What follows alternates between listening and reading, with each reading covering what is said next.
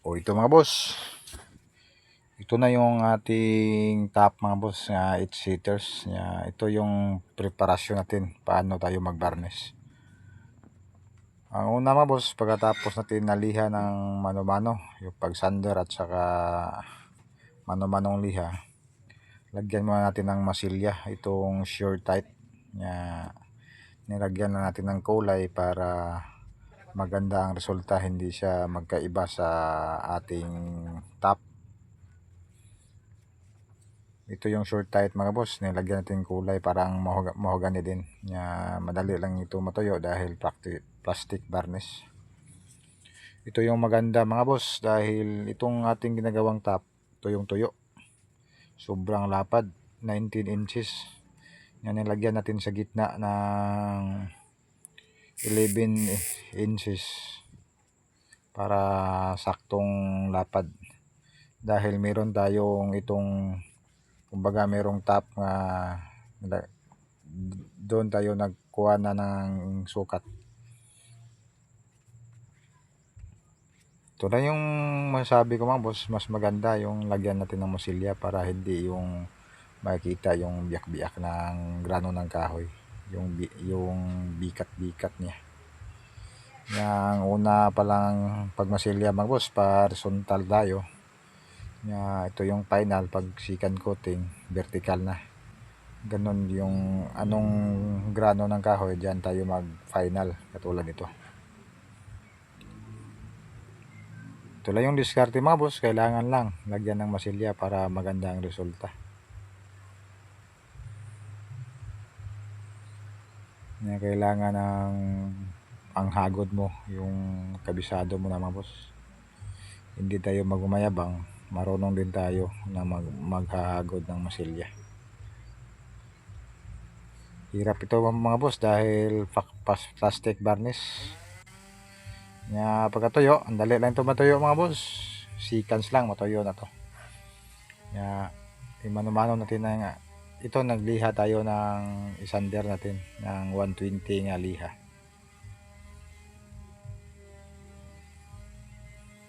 Sa gilid na tayo nagliha mga boss dahil natapos na to. Then imano-mano yung mga kantuhan. Pagkatapos, lagyan natin ng sulignom para tatagal ang kahoy. Yan lang po ang mabisang diskarte mga boss para tatagal yung ating mga gawa. Lagyan natin ng sulignom basta't mahogany. Ito yung magandang kahoy mga boss, makikita nyo yung grano ng kahoy, sobrang matanda na kahoy. Sayang lang mga boss, sa iba napunta yung kahoy. Binili natin to mga boss dahil sobrang lapad, para personal kong gamit, pero wala tayong magagawa. Merong umorder ng top, kailangan natin magbigay ng magandang materialis para hindi tayo, kumbaga yung customer natin mag-approve dahil okay ang ating binigay na materialis. Ito yung tuyo. Pagkatapos sa liha, i-sanding sealer natin ng 3 patong mga boss para maganda ang resulta. Itong kahoy mga boss, meron pang isa na tira nito.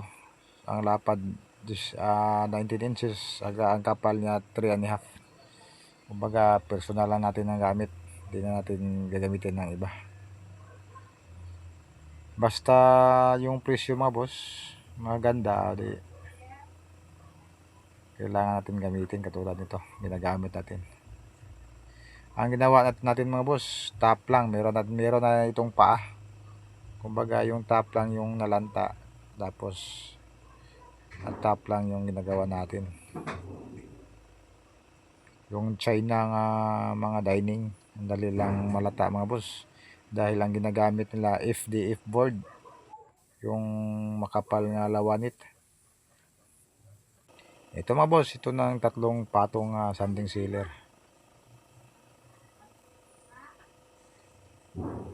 para maganda ang resulta.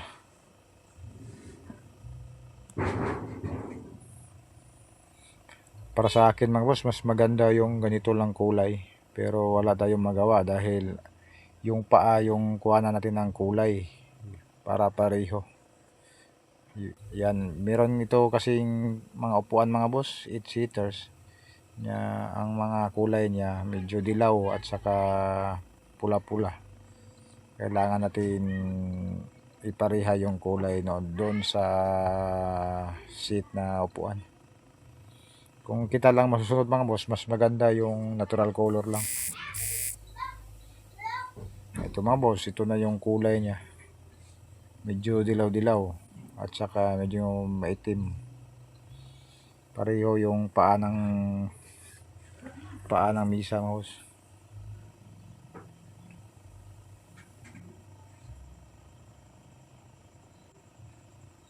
Sayang ang kahoy nga maganda ang grano.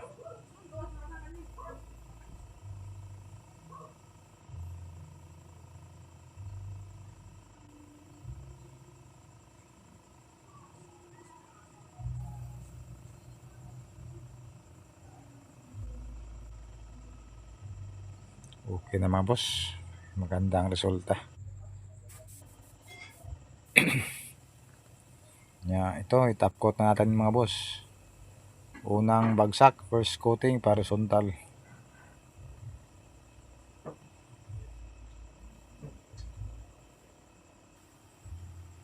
Para magandang resulta.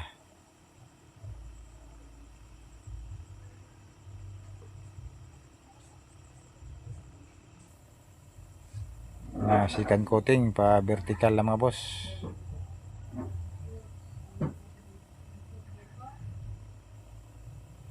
Tatlong patong ito mga boss para maganda ang resulta dahil mag-compound pa tayo nito. Iliha muna natin ng 1,000 hanggang 2,000 tapos i-rubbing compound.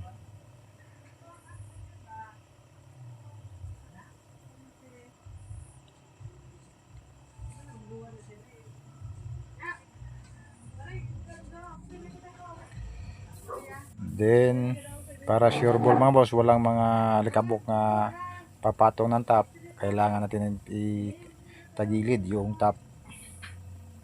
Ito na yung third coating. Nakikita nyo, sobra ng makinis.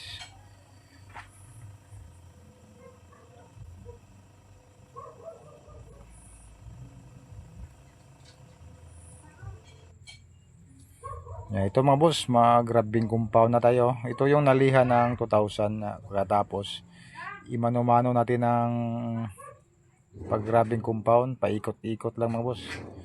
Gagana naman ito pero sobrang tagal lang.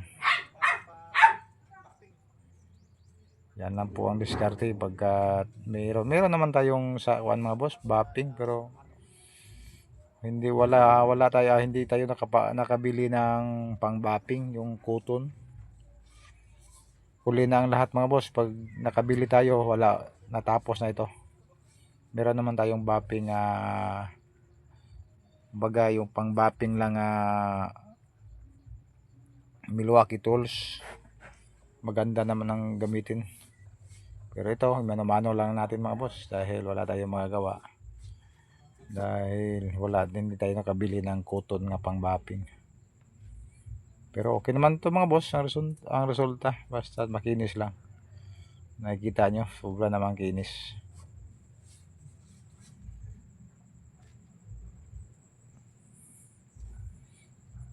Kailangan natin i-bapping mga boss dahil mayroon siya mga dumi-dumi.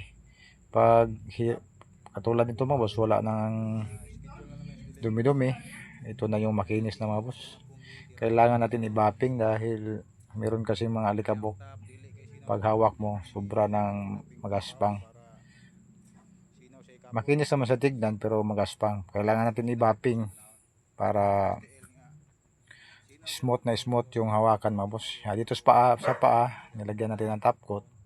Pero sa top mga boss, binapping natin para maganda ang resulta. Schedule na to sa delivery mga boss. Ito na yung final.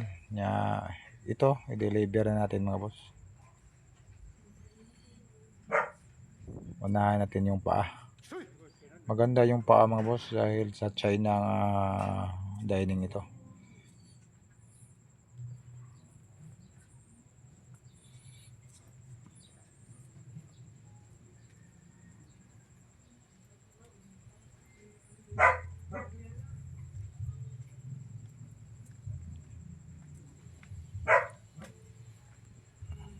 Okay, ulit.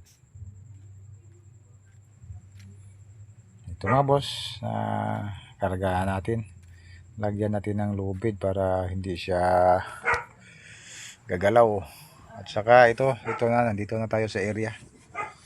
Matik lang nga boss dahil walang nakabidyo sa atin. Kita lang po yung nagbibidyo.